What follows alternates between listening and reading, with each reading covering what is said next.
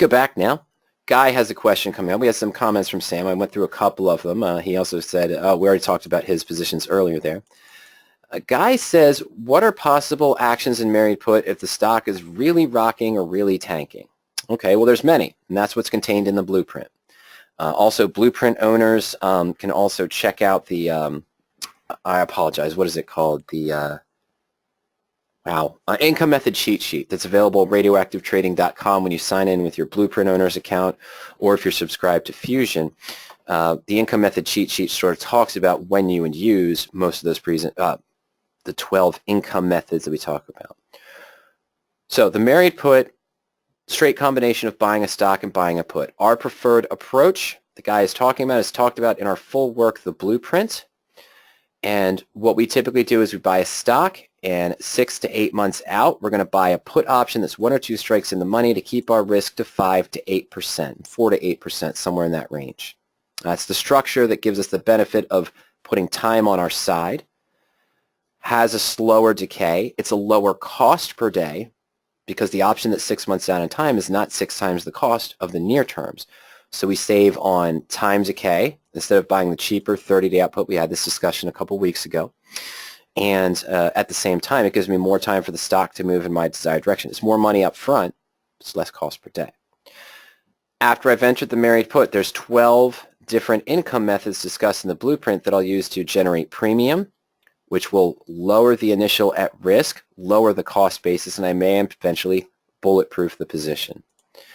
So Guy's main question here is, I'm just going to talk about a couple of them, theoretically. Let's just go to the search. Let's just take the Skechers position. It's one I'm considering, but now it hasn't given me the week that I've wanted. All right, so let's just take a look at the profit and loss chart for that married put position. Skechers here, a little bit higher risk than I'd probably go with, but that's okay. Buying the stock, 37.77. I'd probably go with the April 40 put to get the lower risk, but in this case, we'll take a look at the April 39 at 4.55.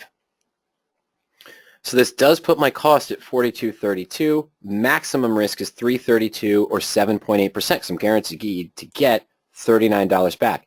Better than a stop order, can't be violated. Okay, now, I'm not going to go through all the income methods, but, there's 2 schools of thought here. I get into Skechers today, and on Monday or Tuesday of next week, Skechers opens at 43. And Guy's question is, what if the stock is really rocking? It shoots up to 43, and then it looks like it's going to continue the trend. Well, what I'm not going to do is the basic and first obvious thing. We call it income method number 1 because it's the first income method Kurt thought of when he did this, because he came from covered call schools. I said, would I sell a 45 call to generate premium? No. If the stock's going this direction, the last thing I want to do is enter into a capped position at 45. If I think this could continue and go up to 47, 48, 49, why put a cap? I'm going to do something else. Or, Guy, I'm going to do nothing. I'm going to let the stock just keep going up because why? I'm getting more profits if the stock is continuing to move up. When I think it's topped and it's hesitating and it's stalling, then I may sell a call. Then I might adjust the put up at that point or do something that puts me in a structure such as this. That'd be income method number 12, depending on where I think the stock is. Now, if this, I'll tell you honestly, Guy, if this stock jumped up to 43, my first instinct would be likely on Tuesday to use income method number 4 on that 39 put, and I bet you I'd be pretty close to bulletproof status in one move. And then if I think it's going to continue up, why not just leave it alone? Why worry about an income method? But when I think that run is stopped, let's say it does go up to 49 and now it's hesitating, now maybe I sell a 50 call to maximize premium. Stock pulls down to 47, maybe I've already bulletproofed it and added extra income to the position. But if I think it's going straight up, why bother? Stock tanks, drops down to 34, 30, well, that's not even a tank, drops down to $31 per share. I'm near my maximum risk in 4 days or 5 days. That has happened to me before. What am I going to do now? Well, it depends on what I think is going to happen next, Guy, which is why we discuss in that blueprint the CEGA model for each of the 12 income methods. What can I do if the stock fell here to $31 in 2 days? Well, one choice is obvious. Let's see. 31 Remember, our maximum risk, I apologize, was $332. Stock tanks down to 31. 6-point movement. Almost 16%, 17% in that case. But it does it in 2 days. On Tuesday, on 11/5, drops down to 31. I'm going to lose $677 in the stock, and theoretically, my put's going to be worth $418. That's only a $259 loss. $80, $90 off the maximum loss. So I'm not at the full loss yet. I could just liquidate the position, guy. That's one thing. That would apply to my CEGA model. What are the current conditions? Stock completely tanked against my expectations. What are my new expectations going forward? I think the stock's going to stay at 31 and not really rise. Okay, well, there's no point in trying to force an income method at this point if I don't think there's any more bullish reason.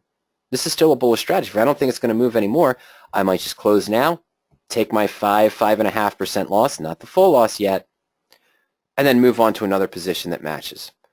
Now, if the stock tanked, and it was something unrelated to this stock. It was just a market pullback, but it seems sudden. Another tweet about trade tariffs. Another couple of rockets are fired by North Korea, and this time economics looks slightly hesitant. And everything pulls down significantly.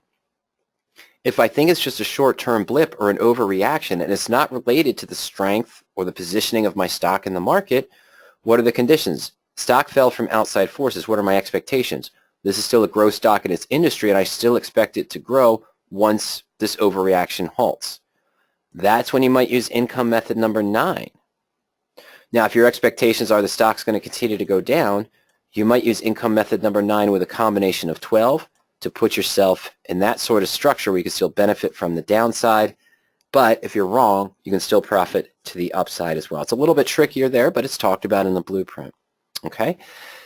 Don't force your hand, meaning that if the stock's rising and you say, ooh, I'm in a stock position and I bought a put, the most easiest thing to do is to sell a call to create a collar. Well, if your expectations are this, that profit and loss chart is against your expectations. Now you're trading against yourself.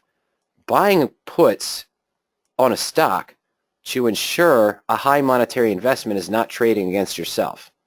Selling a call too soon to create a collar which caps the upside on a stock that you have bullish expectations on can be considered trading against yourself if your expectations are lofty of a 6, 7, 8% gain and you're cutting your profit shorts to 2%.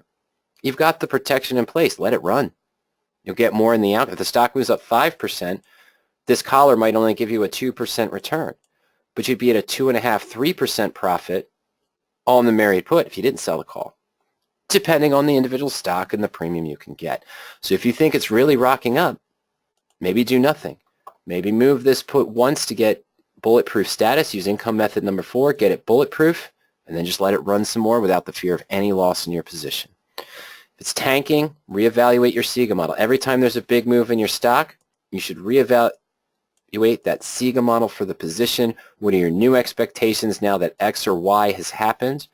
Your goals for the position probably stay the same, but the current conditions, your new expectations, your goals for the trade going forward, whether they've changed or not based on that event, that's going to determine your action. That's going to lead you to which income method we would be using in the married put position following the rules in the blueprint.